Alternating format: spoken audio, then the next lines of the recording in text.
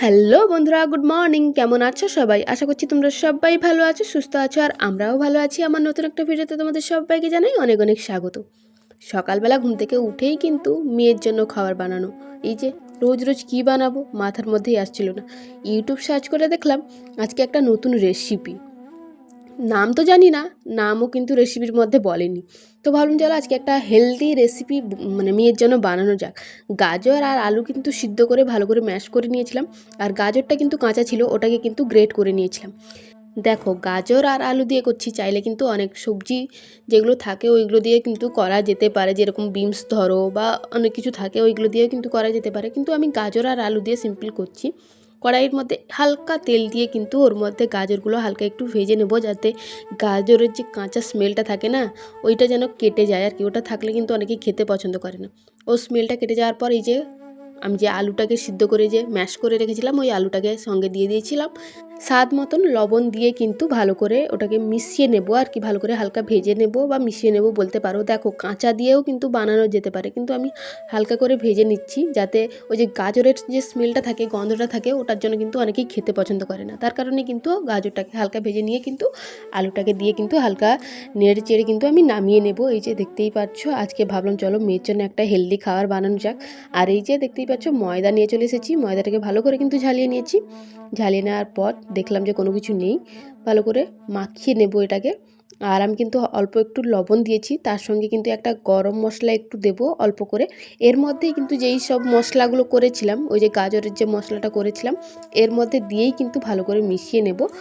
ব্যাটারটা কিন্তু ওই যে গোলা রুটি হয়, গোলা রুটির মতনও কিন্তু ওই যে গোলা রুটির ব্যাটারটা হয় ওই রকম, ওর থেকে একটু শক্ত করে কিন্তু ভালো করে মাখিয়ে নেব। গোলা রুটির যে ব্যাটারটা থাকে ওটা কিন্তু একটু নরম থাকে, মানে পাতলা থাকে, ওটা থেকে একটু শক্ত করে কিন্তু মাখিয়ে নেব। ভালো করে কিন্তু আমি মাখিয়েও নিয়েছি। মাখিয়ে নেওয়ার পর এই যে দেখতেই পাচ্ছ, এখন চলে এসেছিলাম ভাজতে।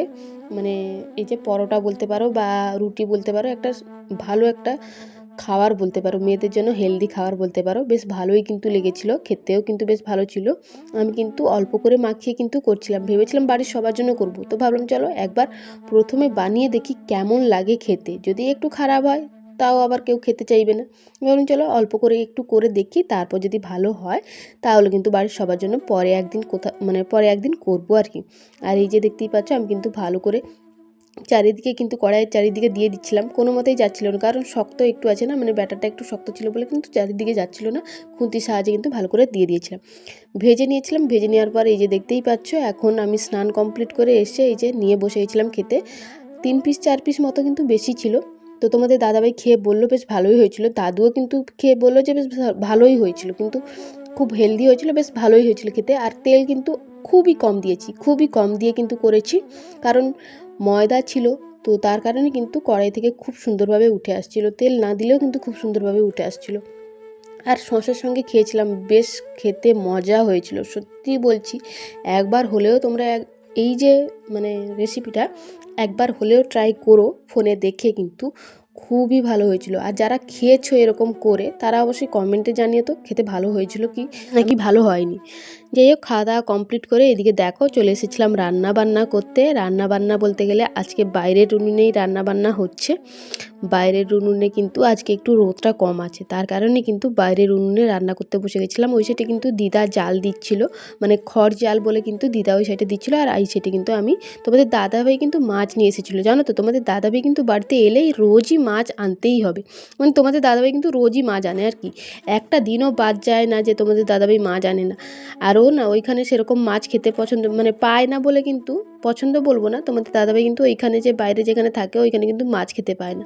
তার কারণেই কিন্তু তোমাদের দাদাভাই যতদিন বাড়িতে আসে ততদিন কিন্তু প্রত্যেক দিনই কিন্তু রোজই কিন্তু মাছ আনে, রোজই কিন্তু মাছ খাওয়া হয় বাড়িতে।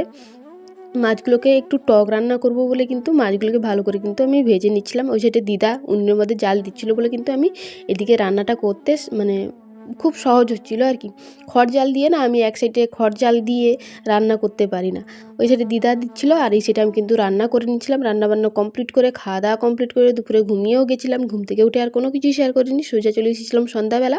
সন্ধ্যাবেলা কিন্তু তোমাদের দাদাভাই বাজার থেকে ফুচকা নিয়ে এসেছিলো। এই যে দেখতেই পাচ্ছ, ফুচকা এখন ঢালা শুরু করে দিয়েছি। আজকে একটু ফুচকা খাবো। আর জানো তো আমি শ্বশুরবাড়িতে যবে থেকে এসেছি, এই বিয়ের প্রথম হয়তো ফুচকা সেরকম খাইনি, কিন্তু তারপর কিন্তু আমি প্রচুর পরিমাণে ফুচকা খেয়েছি। আর সত্যি কথা বলতে গেলে ভাবা যায় যেইখানে 10 টাকার 4টে ফুচকা দেয়, এইখানে আমাদের 10 টাকার 10টা দিত, এখন কিন্তু 8টা দেয়। মানে ভাবা যায় এই সুবর্ণ সুযোগ কি কেউ ছাড়ে বলো? যারা ফুচকা লাভার তারা তো অবশ্যই ছাড়বে না। আর জানো তো বাবার বাড়ির ওদিকেও কিন্তু ফুচকার দাম অনেক, বলতে গেলে 10 টাকার 4টে কেউ দেয়, আবার কেউ 5টাও দেয়, মানে এইরকম আর কি। আর আমাদের এইখানে কি বলবো, 10 টাকার 10টা কেউ দিচ্ছে, আবার কেউ 8টাও দিচ্ছে, আবার কেউ 12টাও দিচ্ছে 10 টাকার। এইদিকে দেখো সন্ধ্যাবেলা তোমাদের দাদা ভাই বসেছে চপ বানাবে বলে, কত রকমের চপ দেখাও একবার, ওটা দেখাও। এই যে এর মধ্যে আছে টমেটো, বেগুন, আর আছে পেঁয়াজ, এর মধ্যে আলুও পড়বে। তো সব রকম দিয়ে আজকে চপ বানানো হবে সন্ধ্যার টিফিনে। এই যে দেখতেই পাচ্ছ চপ বানাবে গো, চপ সমস্ত কিছু দিয়ে, সমস্ত কিছু, আলু, বেগুন, টমেটো, পেঁয়াজ। না না, বাড়ির পেঁয়াজ। এই যে আর এখন তরকারি রান্না করব। তো তোমাদের দাদাভাই বটি নিয়ে বসেছিল বলে তোমাদের দাদাভাইকে বললাম একটু পেঁয়াজটা কেটে দিতে, আর এই যে এখন বসেছে কাটতে।